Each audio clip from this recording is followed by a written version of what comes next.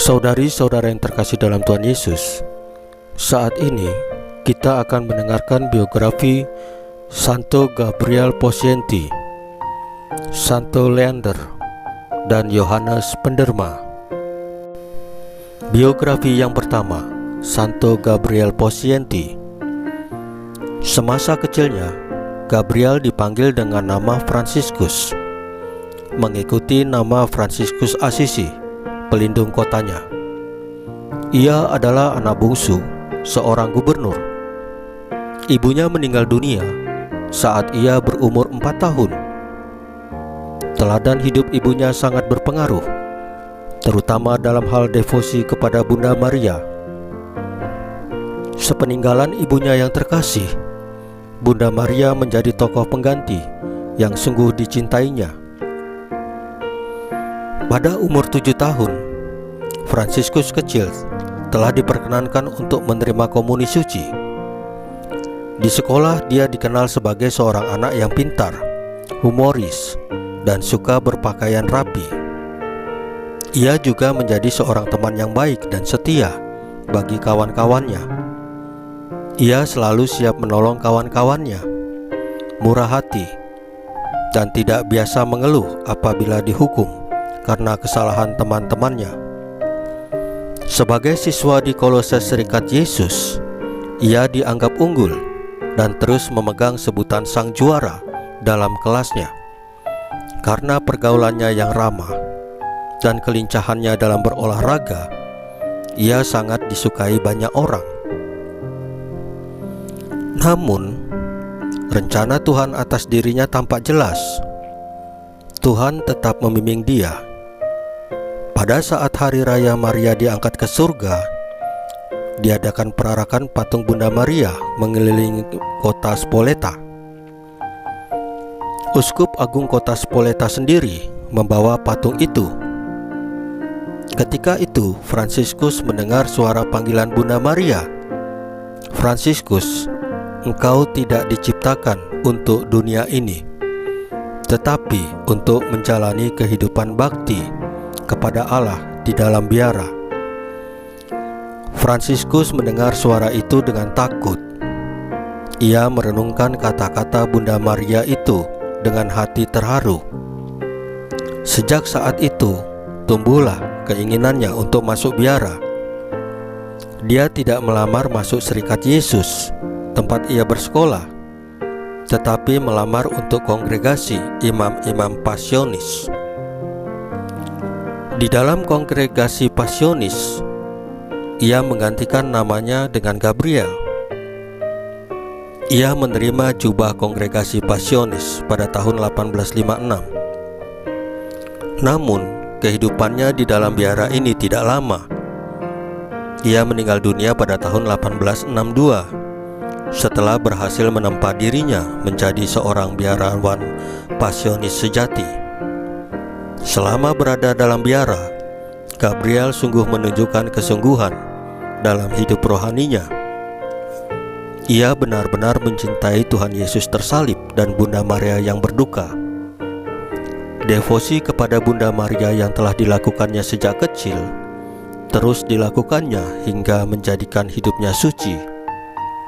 Kesuciannya nyata dari banyak mujizat yang terjadi pada setiap orang yang berdoa dengan perantaraannya. Gabriel menjadi seorang tokoh panutan bagi kaum muda. Biografi yang kedua, Santo Leander. Leander yang menjabat Uskup Sevilla, Spanyol, adalah kakak Santo Isidorus. Adik-adiknya pun, Santa Florentina dan Fulgentius, dinyatakan kudus oleh gereja. Dengan kesalehan hidupnya dan pengaruhnya yang besar, Uskup Leander berhasil mengantar kembali Raja Hermenegild dan Recared beserta seluruh bangsawan Visigoth ke dalam pangkuan gereja Katolik. Leander yang lahir tahun 540 ini menghembuskan nafas penghabisan pada tahun 600 di Sevilla, Spanyol. Jabatannya sebagai uskup diambil oleh Isidorus, adiknya. Biografi yang ketiga, Yohanes Penderma. Jika kita yang hina dan tidak layak ini memohon bantuan Tuhan Yesus siang dan malam, kiranya perlu juga kita bersedia mendengarkan dan mengabulkan keluhan dan permintaan sesama kita. Inilah pikiran dasar yang menjadi moto hidup Yohanes Penderma. Moto ini sungguh mewarnai seluruh hidup dan pelayanannya kepada umat. Yohanes lahir di Siprus pada pertengahan abad ke-6. Ia mempunyai seorang istri dan beberapa orang anak. Hidup mereka sekeluarga sangat bahagia.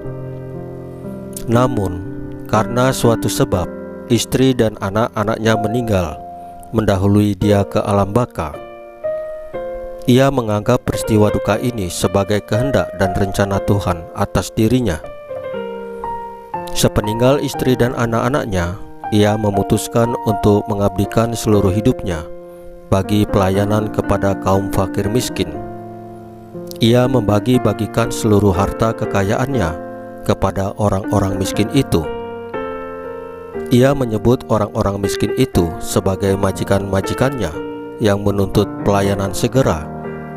Ia sendiri menganggap dirinya sebagai hamba dan pelayan mereka. Perhatiannya kepada kaum fakir miskin ini semakin meningkat ketika ia diangkat menjadi Patrik Alexandria.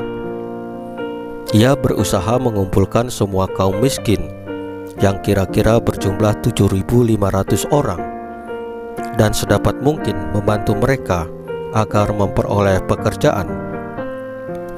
Setiap Rabu dan Sabtu, ia menyiapkan waktu khusus di gereja untuk berbincang-bincang dengan mereka, mendengarkan keluhan-keluhan mereka, serta menolong memecahkan masalah mereka. Terhadap orang-orang yang kikir dan angkuh, ia bersikap tegas. Namun, ketegasannya itu tidak mengurangi simpati kepada Yohanes, karena sikapnya yang lembut, ramah, dan penuh cinta kepada sesama umatnya. Tuhan Yesus menganugerahkan kepadanya kemampuan membuat mujizat-mujizat dan kebijaksanaan memimpin gereja. Ia dinamakan Yohanes Penderma karena kesediaannya membagikan hartanya kepada orang-orang miskin dan kelembutannya dalam mendengarkan mereka. Ia meninggal dunia pada tahun 620.